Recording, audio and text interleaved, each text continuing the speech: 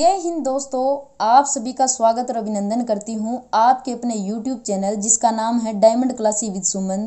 दोस्तों, आज का जो हमारा टॉपिक है वो है संज्ञा। ये एक ऐसा टॉपिक है जहां से हर कंपटीशन एग्जाम में 1 से 2 क्वेश्चन कन्फर्म पूछे जाते हैं। अगर स्पेशली बात की जाए स्टेट की, तो चाहे स्टेट का लेवल फर्स्ट हो या लेवल सेकंड हो या लेवल थर्ड, यहाँ से 1 से 2 क्वेश्चन कन्फर्म पूछे जाते हैं। बस लेवल का थोड़ा सा फर्क पड़ जाता है। लेवल फर्स्ट में थोड़ा सा इजी वे से पूछ लिया जाता है, लेवल सेकंड और लेवल थर्ड में थोड़ा सा टफ लेवल का यहाँ से क्वेश्चन पूछा जाता है, लेकिन 1 से 2 क्वेश्चन कन्फर्म पूछे जाते हैं। इस टॉपिक पर बात करने से पहले मैं आपको अपने बारे में थोड़ा सा बता देना चाहती हूँ कि मैं हरियाणा के एक छोटे से गाँव की रहने वाली हूँ और मैंने 6 टेट और 4 रीट क्वालिफाइड किए हुए हैं। मैंने लेवल सेकंड मैथ और साइंस से किया हुआ है, वो सीटेट और रीट दोनों मेरे मैथ साइंस से क्वालिफाइड है। अब सबसे पहले बात कर लेते हैं कि संज्ञा का शाब्दिक अर्थ क्या है। तो संज्ञा का जो शाब्दिक अर्थ है वो है नाम और परिचय, यानी किसी वस्तु का नाम या परिचय करवाना। इस ब्रह्मांड में जितनी भी वस्तुएं हैं उनका कोई ना कोई नाम तो अवश्य है, तो जिसका नाम है वो क्या है? संज्ञा है। तो किसी वस्तु, स्थान या किसी भी चीज का कोई भी नाम है वो क्या है? संज्ञा है। अब संज्ञा कौन से शब्दों से मिलकर बनी है? तो संज्ञा 2 शब्दों से मिलकर बनी है, सम प्लस में ज्ञा।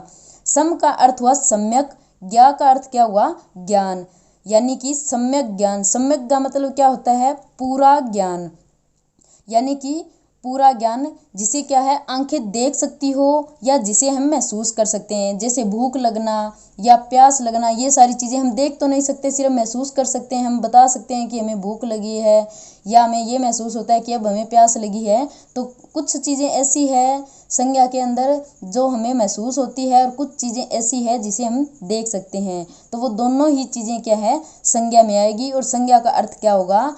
कोई भी ऐसी चीज जिसका हमें पूरा ज्ञान हो वो क्या कहलाएगी? संज्ञा। अब बात करें कि संज्ञा कैसा शब्द है, तो संज्ञा एक विकारी शब्द है। एग्जाम में ऐसे भी पूछा जा सकता है कि संज्ञा विकारी है या अविकारी शब्द है, तो आप इस चीज का ध्यान रखना कि संज्ञा है वो क्या है? विकारी शब्द है। अब आप सोच रहे होंगे कि विकारी शब्द कौन से होते हैं, तो विकारी शब्द वो होते हैं जिनमें क्या है लिंग, वचन और कारक के कारण क्या है उनका रूप परिवर्तन हो जाता है। चाहे वो लिंग के कारण हो, चाहे वचन के कारण हो या कारक के कारण, इनसे जिनका रूप परिवर्तन हो जाता है वो क्या होते हैं? विकारी शब्द होते हैं। और अगर इन तीनों की वजह से रूप में कोई परिवर्तन न आए तो वो कौन से हो जाएंगे? अविकारी शब्द हो जाएंगे। तो जैसे मैं आपको एक एग्जाम्पल से बता देती हूँ कि कुत्ता क्या है? एक संज्ञा शब्द है। तो कुत्ता का एक वचन है और कुत्ता को अगर बहुवचन में हम बदलकर कुत्ते कर देते हैं तो इसका रूप में परिवर्तन हो गया, यानी एक वचन से बहुवचन में जाते इसके रूप में क्या है? परिवर्तन आ गया। ये जो परिवर्तन आया है इसी को हम क्या कहते हैं? विकारी शब्द कहते हैं। तो संज्ञा क्या है? एक विकारी शब्द है। अब थोड़ी सी परिभाषा भी देख लेते हैं। एग्जाम में एग्जैक्ट परिभाषा तो नहीं पूछता है, लेकिन फिर भी हमें थोड़ा सा ध्यान होना चाहिए, इसलिए हम परिभाषा देख लेते हैं। तो किसी व्यक्ति, वस्तु, स्थान और भाव इत्यादि का सम्यक ज्ञान, सम्यक का मतलब क्या था? पूरा ज्ञान कराने वाले शब्द क्या कहलाते हैं? संज्ञा शब्द कहलाते हैं। जैसे क्या है? मोहन, जयपुर, कुर्सी, नदी, अमीरी, बुढ़ापा इत्यादि। इस तरह से ये सारे एग्जाम्पल क्या है? संज्ञा के है। इसके बाद हम बात कर लेते हैं संज्ञा के भेद। तो संज्ञा के भेद, मूल रूप से संज्ञा के कितने भेद हैं? 2। अब आप सोच रहे होंगे कि हमने तो संज्ञा के हमेशा 5 भेद पढ़े हैं या 3। तो संज्ञा के अलग अलग टाइप से अलग अलग क्या है इसके रूप है। आपको थोड़ा सा एग्जाम में वर्डिंग का ध्यान रखना है कि कौन सी वर्डिंग वो कैसे पूछ रहा है और किस तरह से हमें बताना है। तो अगर वो वर्डिंग दे कि संज्ञा के मूल रूप से कितने भेद हैं, तो आप क्या दोगे उसका आंसर? 2, ना कि वहाँ आप 3 बताओगे। तो इस तरह से आप वर्डिंग का थोड़ा सा एग्जाम में ध्यान रखना ताकि आपका कोई भी क्वेश्चन गलत ना हो। अगर वो पूछ ले कि संज्ञा के मूल रूप से कितने भेद हैं, तब आप कहोगे 2। तो कौन कौन से होते हैं? दृश्य यानी कि वास्तविक। इसमें दृश्य यानी वास्तविक, इसे हम क्या कहते हैं? जिसे देखा जा सके, यानी जिसे हम आंखों से देख सकते हैं, जो हमें सामने दिखाई दे, वो सारे क्या हो जाएंगे? दृश्य या वास्तविक। तो इसमें कौन कौन से आ जाएंगे? व्यक्तिवाचक और जातिवाचक। ये 2 भेद कौन से हैं? दृश्य या वास्तविक के। उससे नेक्स्ट जो दूसरा इसका पार्ट है वो है अदृश्य यानी अवास्तविक, जो हमें दिखाई ना दे, जिसे हम देख ना सकें, सिर्फ महसूस कर सकें। जैसे कि मैंने आपको पहले ही बताया था कि नींद का आना, भूख लगना या प्यास, ये सारी चीज़ें क्या है? अदृश्य या अवास्तविक। इसमें कौन सा इसका भेद आ जाएगा? भाववाचक। अब अगर वो पूछ ले आपसे कि संज्ञा के रचना या बनावट के आधार पर कितने भेद हैं, तब आप इसका आंसर कितना दोगे? 3। अगर ये वर्डिंग दी हो कि रचना या बनावट के आधार पर संज्ञा के भेद, तब आप आंसर कितने दोगे? 3।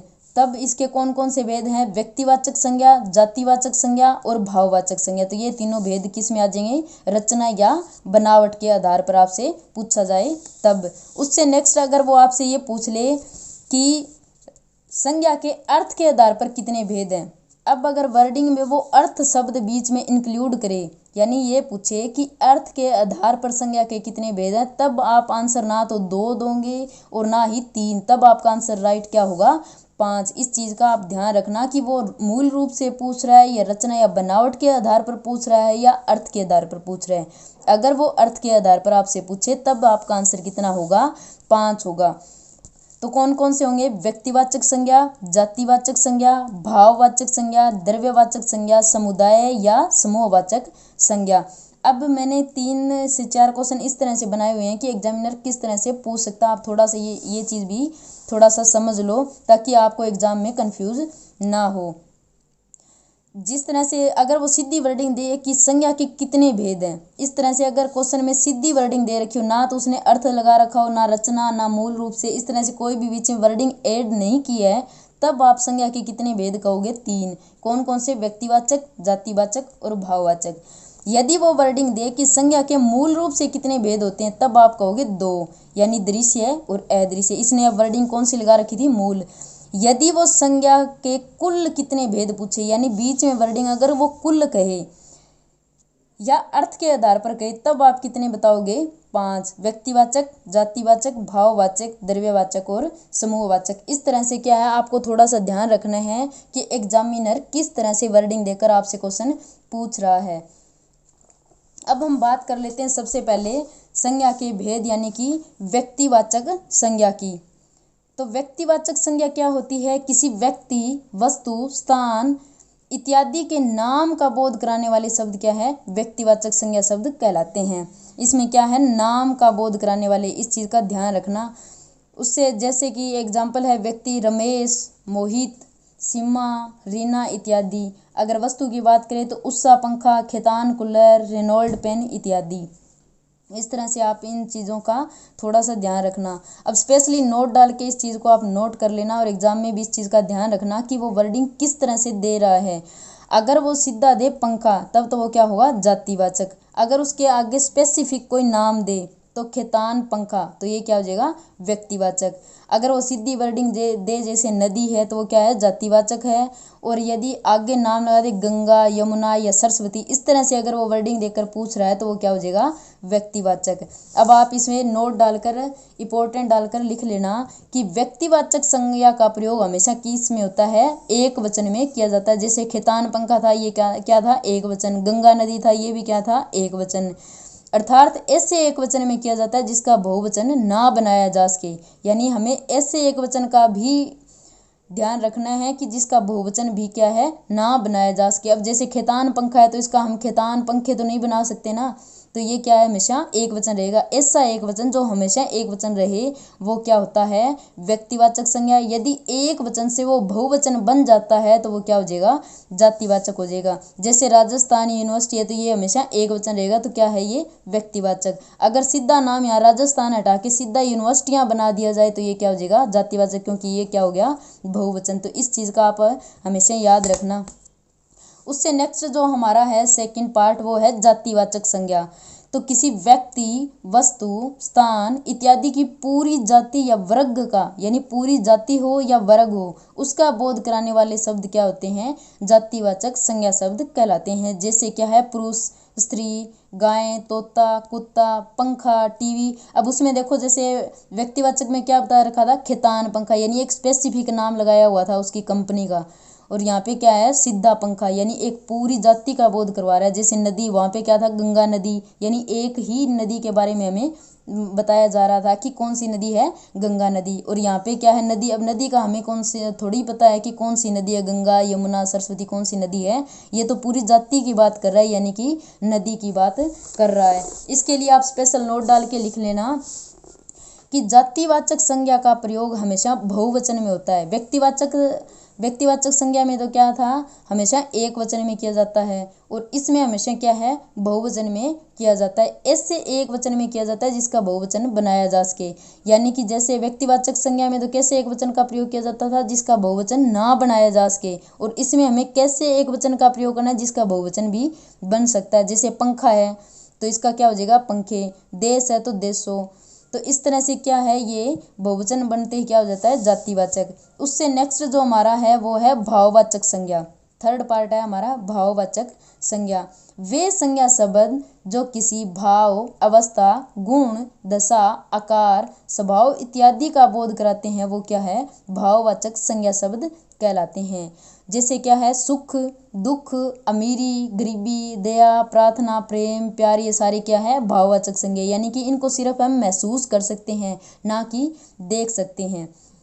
इस पे आप विशेष नोट डालकर लिख लेना कि भाववाचक संज्ञा का प्रयोग हमेशा क्या है, एक वचन में किया जाता है। अगर एक वचन से ये बहुवचन बन जाती है तो वो क्या हो जाएगी, जातिवाचक संज्ञा हो जाती है। जैसे प्रार्थना, अगर कोई वर्डिंग देके पूछ लेता है वो एग्जामिनर और उसमें एक वचन दिया हो जैसे प्रार्थना, तो आप वहाँ पे क्या टिक करोगे, भाववाचक संज्ञा।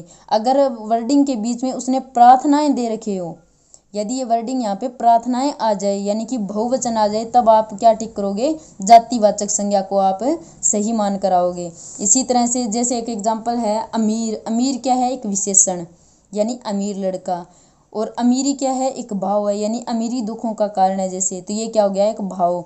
यदि इसको अमीरों कर दें यानी बहुवचन कर दिया जाए तो ये क्या हो जाएगा, एक जाति। इन अमीरों के नखरे अलग है।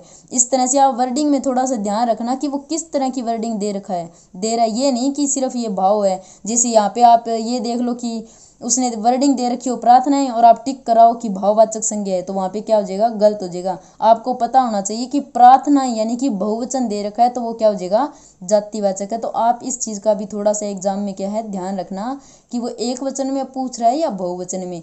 व्यक्तिवाचक संज्ञा है वो भी हमेशा एक वचन में रहती है, और जो भाववाचक संज्ञा है वो भी क्या है, हमेशा एक वचन में रहती है। जैसे ही बहुवचन में आ जाती है तो वो क्या हो जाती है, जातिवाचक संज्ञा हो जाती है।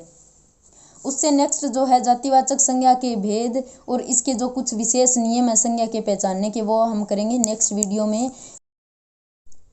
यानी कि कल हम करेंगे संज्ञा को पहचानने के कुछ विशेष नियम और जातिवाचक संज्ञा के जो ये दो भेद और रहते हैं, द्रव्यवाचक और समुदायवाचक, इनके बारे में हम पढ़ेंगे। और अगर वीडियो आपको पसंद आई हो तो एक लाइक करें, ज़्यादा से ज़्यादा शेयर करें, और अगर आप चैनल पर नए हैं तो चैनल को सब्सक्राइब करें। आपका एक लाइक मेरे लिए मोटिवेशन का काम करता है। मिलते हैं नेक्स्ट वीडियो में, तब तक के लिए धन्यवाद।